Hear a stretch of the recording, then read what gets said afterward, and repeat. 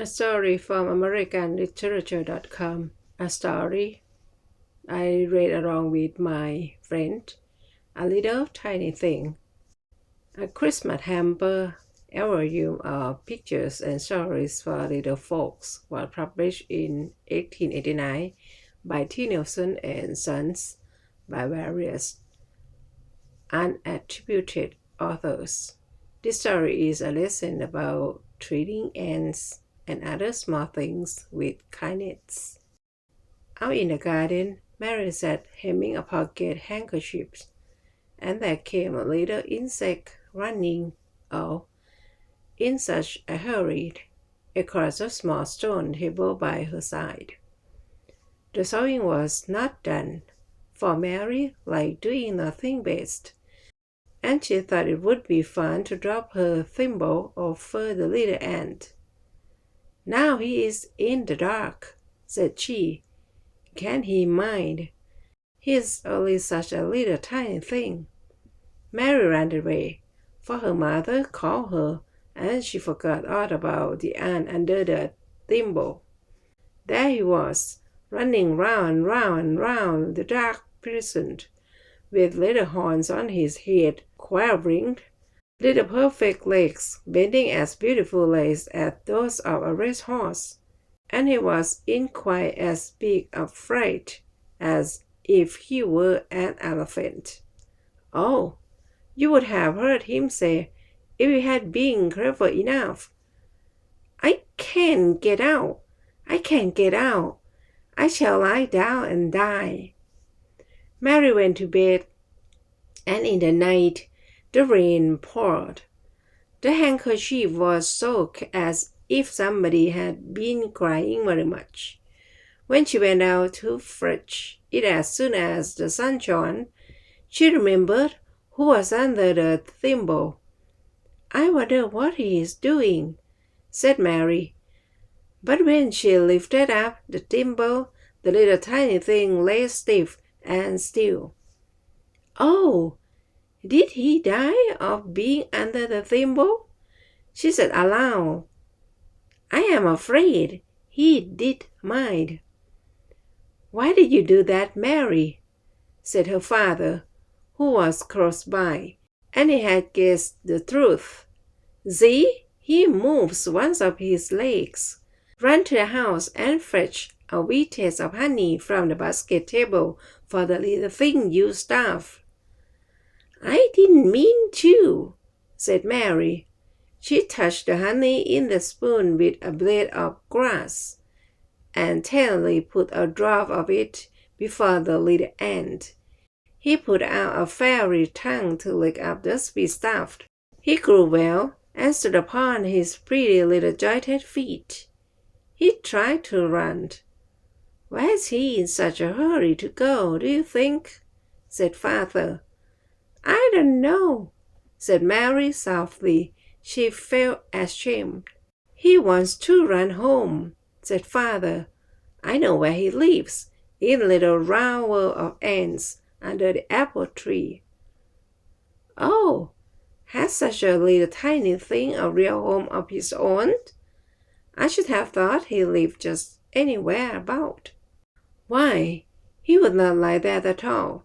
At home he has a fine palace, with passages and rooms more than you could count. He and the others dug them out, that they might all live together like little people in a little town." "And has he got a wife and children, a lot of little ants at home?" "The baby ants are born as eggs. They are little helpless things, and must be carried about by their big relations. There are father ants and mother ants and lots of other ants who are nurses to the little ones. Nobody knows his own children, but all the grown-up ones are kind to all the babies. See how she hurries off. Her babies at home must have their faces washed." "Oh, father," cried Mary, "now this is a fairy story." "Not a bit of it," said father. "Ants rarely do clean their young ones by licking them. On sunny days, they carry their babies out and let them lie in the sun. On cold days, they take them downstairs, away from the cold wind and the rain. The worker ants are the nurses, though the little ones are not theirs. They love them and care for them as dearly as if they were. Why, that's just like Aunt Jenny who lives with us and mends our things and puts baby to bed and goes out for walks with us. Just the same, said father, laughing. Is that the reason we say Aunt Jenny? You little dunce, who taught you to spell? But it is not a bad idea all the same. It would be a good thing if there were as many Aunt Jennies in this big round world of ours as there are in the ants' little round world. Folk who care for all, no matter whose children they are. While they were talking, the little ant crept to the edge of the table and down the side, and was soon lost among the blades of grass. He will never find his way, said Mary. Let him alone for that, said father. The ants have paths leading from their hill. They never lost their way, but they meet with sad accidents sometimes. What do you think I saw the other day? One of these small chaps, it may have been this very one, was carrying home a scrap of something in his jaws for the youngsters at home. As he ran along, a bird dropped an ivy berry on him. Poor mite of a thing! This was worse than if a cannonball were to fall from the sky on one of us. He lay under it, not able to move.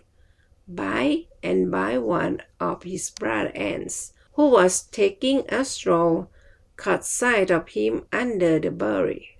What did he do? Said Mary. First he tried to push the berry off his friend's body, but it was too heavy. Next he caught hold of one of his friend's legs with his jaws, and tugged till I thought it would come off. Then he rushed about in a frantic state, as if he were saying to himself, What shall I do? What shall I do? And then he ran out up the path. In another minute he came hurrying back with 3 other ants. It is quite true, father. Quite. The 4 ants talked together by gentle touches of their horns. They looked as if they were telling one another what a dreadful accident it was, and how nobody knew whose turn would come next. After this, they set to work with a will. 2 of them pushed the berry as hard as they could, while the other 2 pulled their friend out by the hind legs. When at last he was free, they crowded round as if petting and kissing him. You see, these little ant folk have found out that this love, that makes the world go round. I shouldn't wonder if that ant you tease so tuftlessly is gone off to tell the news at home that there is a drop of honey to be had here. Oh, he couldn't, father.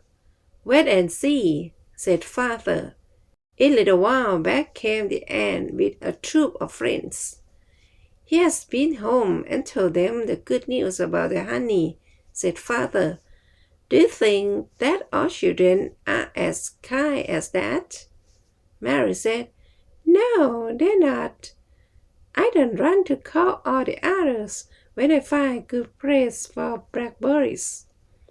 Then, said father, don't be unkind to the ant, who is kinder than you. Tough he is only a little tiny thing.